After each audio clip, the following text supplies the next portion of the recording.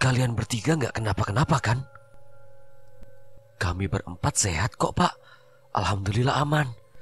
Sontak semua orang yang berada di situ terdiam dan tiba-tiba ada seorang anggota tim SAR yang badannya agak pendek berkata, "Kalian yang selamat hanya bertiga. Teman kamu yang satu lagi sudah meninggal karena hipotermia di Sabana Besar. Kami menemukannya 3 hari yang lalu." Mendengar perkataan tim SAR seperti itu, kami langsung terkejut. Lalu saya bilang, "Pak, ini kami lengkap." Kemudian saya dan teman saya menoleh satu sama lain, ternyata benar saja. Kami hanya tinggal bertiga. Assalamualaikum warahmatullahi wabarakatuh. Kembali lagi di channel Portal Dimensi. Tentunya masih bersama saya Kang Slamet di sini. Kali ini Portal Dimensi akan membawakan sebuah kisah mistis pendakian yang berjudul Tanah Ini Butuh Getih. Cerita ini ditulis di Wattpad oleh M_Ridwan. Sebelum kita masuk ceritanya, buat kalian yang belum subscribe channel ini, tekan tombol subscribe-nya terlebih dahulu dan tekan tombol notifikasinya agar kalian tidak ketinggalan cerita terbaru dari Portal Dimensi. Gak usah berlama-lama lagi, langsung saja kita masuk ceritanya. Tanah Ini Butuh Getih.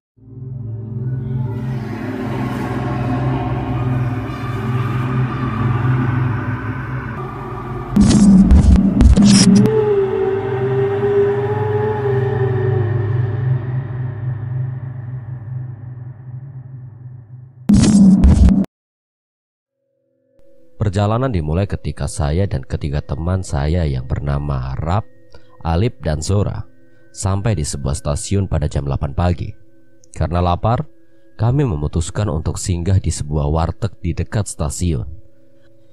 Saat kami makan, tiba-tiba kami dihampiri oleh seorang pengemis yang sudah agak tua dan badannya bungkuk. Lalu Alip mengeluarkan uang dan memberikannya kepada pengemis itu. Namun pengemis itu tiba-tiba berkata, "Manusia itu hidup harus berani melawan rasa takut untuk mati." Sontak kami merasa sedikit kaget.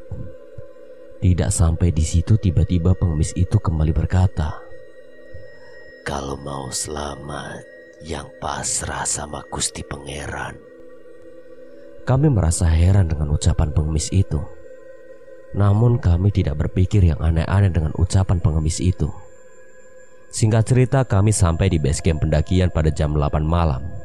Kami memutuskan untuk menginap di base camp pada malam itu dan memulai pendakian pada keesokan harinya. Pada pukul 6 pagi, kami bangun dan mulai bersiap-siap. Lalu pendakian baru dimulai setelah pukul jam 8 pagi.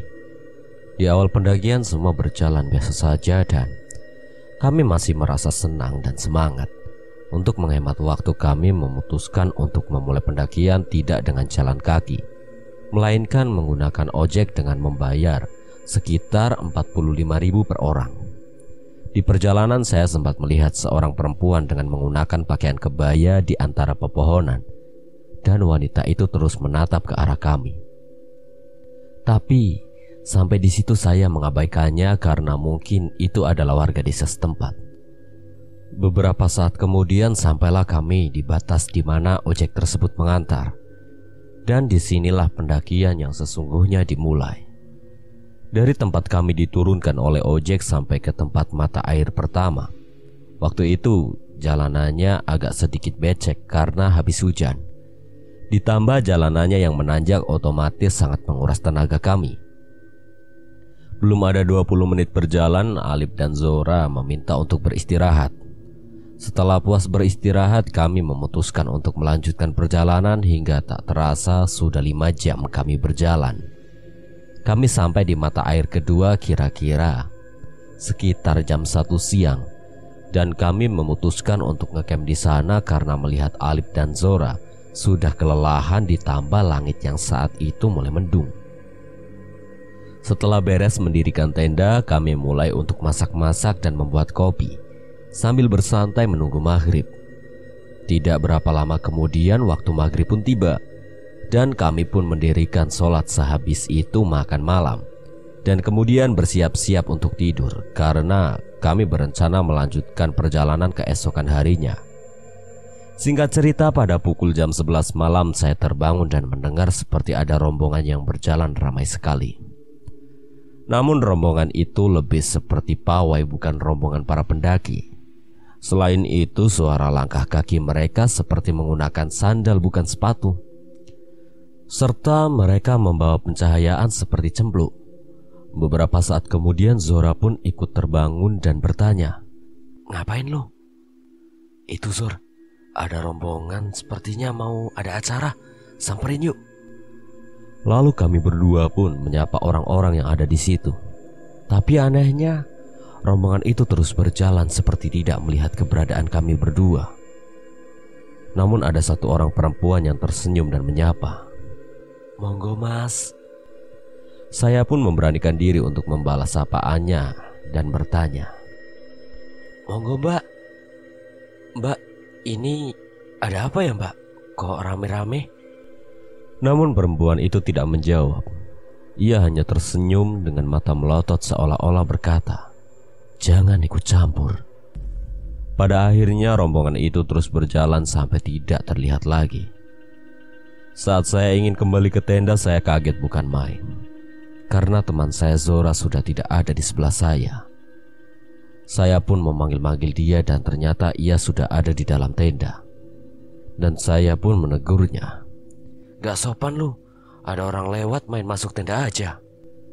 Namun Zora hanya diam menyeringai seperti ingin mengatakan sesuatu, tapi dia tidak berani. Lalu saya menutup pintu tenda dan kami kembali tidur.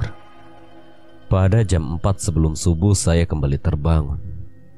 Di situ saya mendengar ada orang yang lagi ngobrol di dekat tenda, namun tidak jelas apa yang sedang dibicarakan, tapi yang jelas ada kata-kata mati, hilang, darah, dan makan. Saya yang merasa itu tidak beres berusaha untuk kembali tidur. Namun tiba-tiba terdengar suara wanita tertawa, lalu wanita itu bicara dengan berteriak, "Tanah ini butuh getih." Saya yang saat itu ketakutan langsung menutup telinga dan menghadap ke arah Alip yang sedang tidur.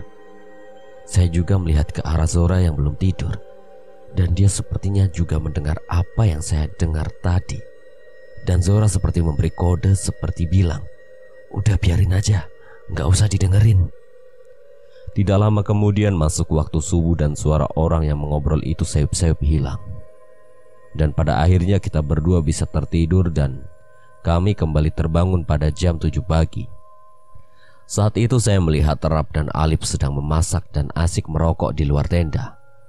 Beberapa saat kemudian Zora juga terbangun. Saya kemudian pergi keluar tenda untuk mengecek jalanan yang saat itu masih becek. Namun saya kaget ketika melihat jalan yang dilewati rombongan semalam ternyata bersih. Tidak ada bekas telapak kaki rombongan semalam. Saya dan Zora saling pandang-pandangan dan berusaha untuk mengabaikan hal tersebut. Setelah itu kami makan dan bersiap-siap untuk kembali melanjutkan perjalanan. Kami mulai melanjutkan perjalanan pada jam 8 lewat. Singkat cerita, kami mulai memasuki kawasan hutan yang lebat dan sedikit berkabut. Baru sekitar 30 menit berjalan, tiba-tiba terdengar seperti ada suara perempuan yang sedang kesakitan, dan suara itu terdengar sampai 2 kali. Kami semua mendengar suara itu. Namun anehnya tidak ada orang lagi di sana selain kami berempat. Dan kami kesulitan mencari sumber suara itu karena kabut yang tebal. Saya mulai merasa ada yang ganjil di sini. Saya pun memberikan kode kepada teman-teman saya agar terus berjalan dan tidak memperdulikan hal tersebut. Singkat cerita, setelah 1 jam kami berjalan, kami mulai sampai di daerah yang sedikit terbuka. Dan kabut yang dari tadi menyelimuti sudah mulai menghilang. Kami menyempatkan diri untuk foto-foto di situ karena melihat tempatnya yang lumayan bagus. Setelah puas berfoto, kami pun melanjutkan perjalanan. Setelah beberapa lama berjalan, kami pun sampailah di mata air yang ketiga. Di sana kami mengisi air dan beristirahat sejenak, lalu melanjutkan perjalanan kembali. Saya merasa aneh di tempat itu karena di sana tidak ada pendaki lain selain kami berempat. Saya kemudian teringat kalau tidak ada satupun pendaki lain yang kami temui dari mata air yang pertama. Namun saya berusaha berpikir positif. Mungkin saat itu yang mendaki hanya sedikit. Pada akhirnya kami sampai di sabana kecil. Di sana kami bertemu dengan 7 orang pendaki yang sedang merokok dan ngopi. Tapi anehnya mereka menatap dengan tatapan kosong sambil tersenyum.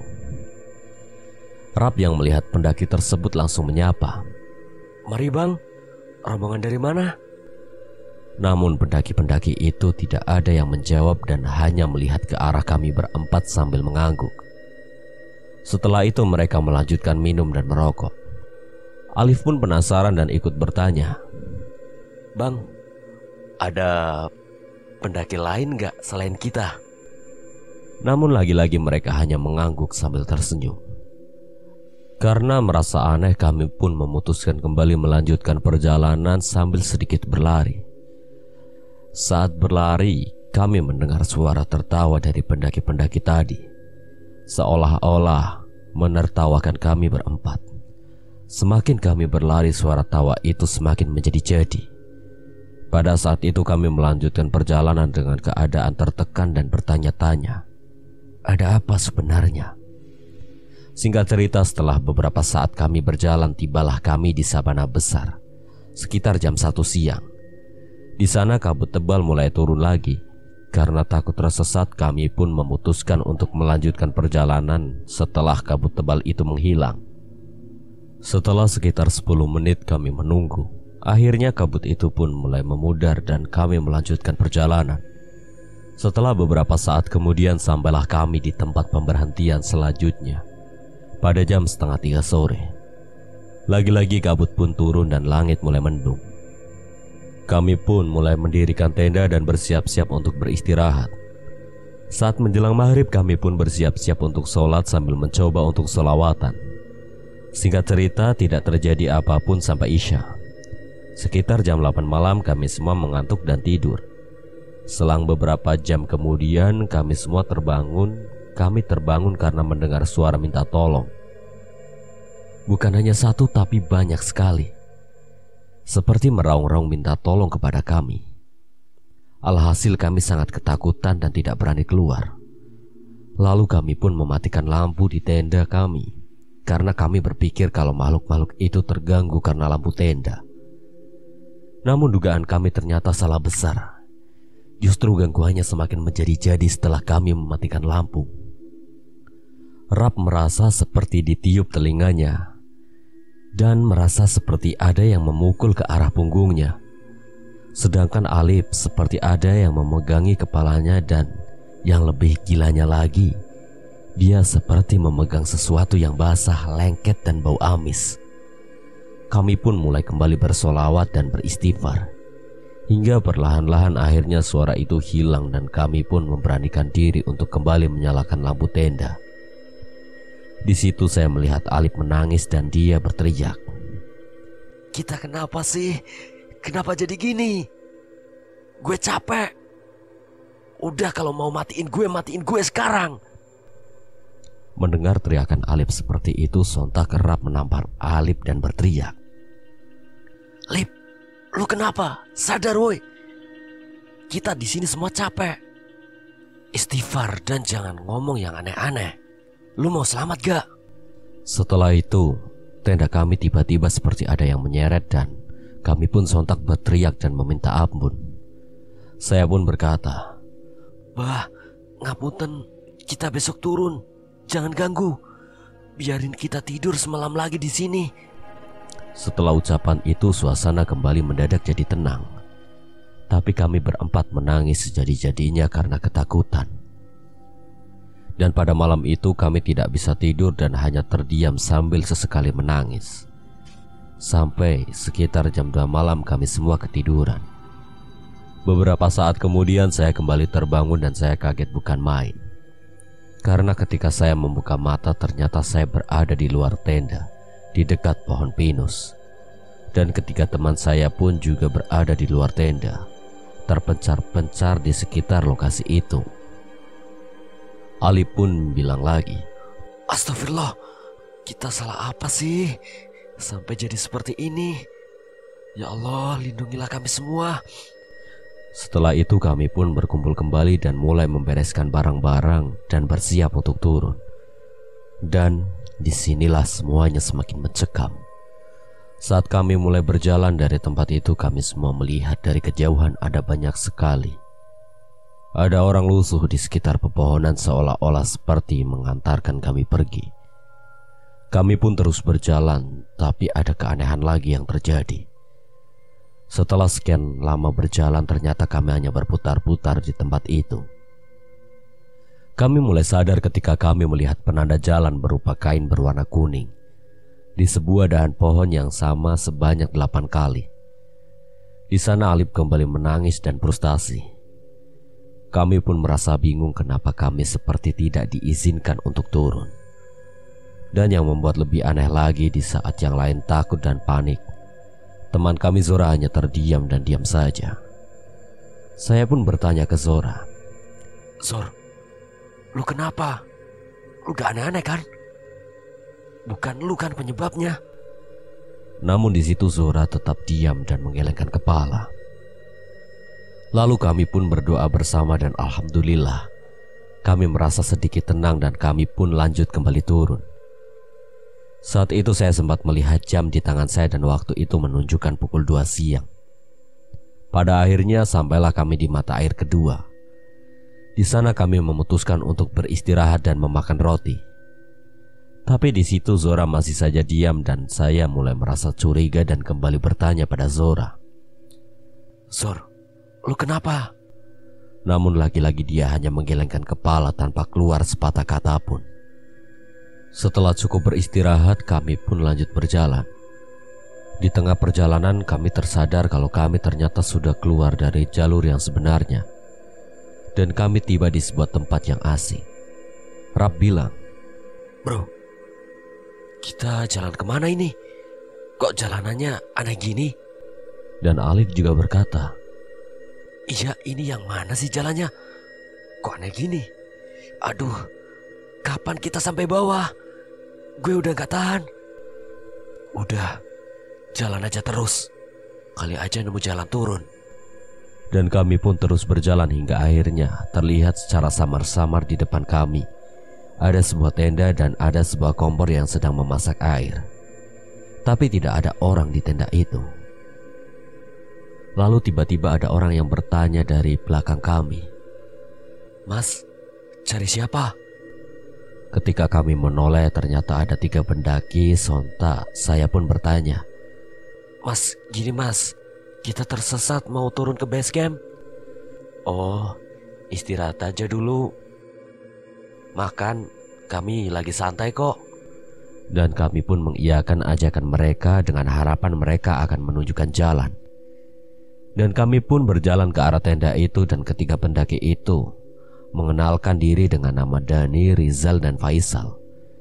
Dan mereka bilang kalau mereka itu dari Sidoarjo dan sedang mendaki untuk menghilangkan rasa penat. Di sana kami pun mengobrol dan tanpa disadari ternyata waktu sudah mulai memasuki waktu maghrib. Di sini mulai lagi kembali terjadi keanehan. Kami merasa aneh karena hari sudah mulai gelap, namun ketiga pendaki ini tidak ada satupun yang mempunyai niatan untuk menyalakan pencahayaan. Lalu muka ketiga pendaki itu berubah menjadi pucat dan mereka mendadak diam dan menjadi kaku. Di sana Rap bilang, Mas, halo mas. Disusul Alif yang berkata, Anjir, ada apa lagi ini? Des, ayo turun, ini udah gak beres. Dan kami pun lari dari tempat itu. Sampai setelah agak jauh kami sempat menoleh lagi ke arah 3 pendaki itu dan tiba-tiba ketiga pendaki itu berdiri dengan tubuh terpatah-patah dan salah satu dari mereka bilang, Pada mau kemana? Sini temani kami. Kami sendirian. Melihat mereka seperti itu kami pun lari sekencang-kencangnya dan tanpa sengaja kami jatuh tergelinding ke arah sebuah jurang dan pingsan. Keesokan paginya kami terbangun dan saya memegangi kepala saya yang sakit dan memar. Kemudian saya pun berteriak memanggil ketiga teman saya dan mereka menyahut dan kami kembali berkumpul. Di sana Alif bilang, "Ini gimana? Kita tersesat. Kita harus apa?" "Udah, kita terus turun saja. Siapa tahu kita sampai di base camp." Singkat cerita kami pun terus turun sampai akhirnya kita menjumpai sebuah sungai yang alirannya kecil. Kami pun mengisi botol air minum di situ sambil istirahat. Setelah beristirahat, kami pun mulai kembali berjalan sambil mengikuti aliran sungai tersebut. Sampai akhirnya kami tiba di sebuah tempat yang tertutupi oleh ilalang tinggi. Dan kami pun memberanikan diri untuk menerobos ilalang tersebut. Yang saya takutkan bukan hantu, melainkan binatang buas karena ilalang tersebut sangat tinggi. Setelah beberapa lama menerobos ilalang tersebut, kami sampai di sebuah sabana dan kami memutuskan untuk ngecamp di situ karena hari sudah mulai gelap. Pada saat itu persediaan makanan kami sudah sangat menipis dan mau tidak mau kami harus menghemat. Tidak lama kemudian malam pun datang dan kami pun istirahat. Saat tidur kami tidak mengalami hal apapun kecuali Zora. Setelah beberapa jam kita tidur, tiba-tiba Zora berteriak kesakitan dan minta ampun. Sontak kami bertiga pun bangun dan langsung berusaha menenangkan Zora. Hingga akhirnya setelah beberapa saat kemudian dia pun sadar dan diberikan minum. Saat bertanya pada Zora, "Lu ngapa, Zor?" "Gua gak apa-apa kok. Tenang aja. Kalian pasti pulang." "Iya, kita semua pasti pulang. Ayo tidur lagi. Besok kita lanjut." Pagi pun tiba dan kami berkemas-kemas lalu bersiap untuk melanjutkan perjalanan. Kami terus berjalan turun sampai akhirnya kami bertemu dengan sebuah jalan kecil di antara rimbunan pepohonan. Di sana kami yakin kalau jalan itu buatan manusia dan kami pun memutuskan untuk mengikuti jalan kecil itu dan akhirnya kami menemukan jalan yang menuju ke perkebunan kopi yang dimana lokasi itu sudah dekat dengan jalan batas naik ojek. Singkat cerita pada akhirnya kami sampai di base camp pada jam 6 sore dan di sana ternyata sudah ramai dan ada beberapa tim SAR. Beberapa dari tim SAR itu kemudian menghampiri kami dan bertanya dengan kalimat yang aneh. "Kalian bertiga gak kenapa-kenapa kan?" "Kami berempat sehat kok, Pak. Alhamdulillah aman." Sontak semua orang yang berada di situ terdiam dan tiba-tiba ada seorang anggota tim SAR yang badannya agak pendek berkata, "Kalian yang selamat hanya bertiga. Teman kamu yang satu lagi sudah meninggal karena hipotermia di Sabana Besar. Kami menemukannya 3 hari yang lalu." Mendengar perkataan tim SAR seperti itu kami langsung terkejut. Lalu saya bilang, "Pak, ini kami lengkap." Kemudian saya dan teman saya menoleh satu sama lain, ternyata benar saja. Kami hanya tinggal bertiga. Saya, Rap, dan Alif. Lalu saya kembali berkata, "Kami survive bareng kok, Pak. Gak mungkin Zora gak ada." Faktanya seperti itu. Sekarang ikut kami ke rumah sakit untuk pemeriksaan kesehatan. Dan kami pun ikut ke rumah sakit dan kami dirawat di sana. Namun setelah pulang dari rumah sakit kami masih belum percaya kalau Zora sudah meninggal. Karena dari mulai naik gunung sampai turun kami selalu bersama-sama. Dan ternyata diketahui kalau saat itu ternyata Zora membawa sebuah jimat yang seharusnya tidak boleh dibawa ke gunung itu. Dan hal aneh lainnya adalah foto-foto yang kami ambil selama pendakian. Tiba-tiba filenya menjadi korup dan tidak ada yang bisa dibuka satupun. Setelah kejadian itu, Alif dan Rap menjadi trauma akan gunung dan hutan. Dan hanya saya yang masih suka naik gunung sampai sekarang. Terima kasih buat M_Ridwan yang telah mengizinkan saya membawakan ceritanya. Apabila ada kesalahan, saya memohon maaf yang sebesar-besarnya. Dan akhir kata, Kang Selamat pamit undur diri. Wassalamualaikum warahmatullahi wabarakatuh. Sampai berjumpa lagi.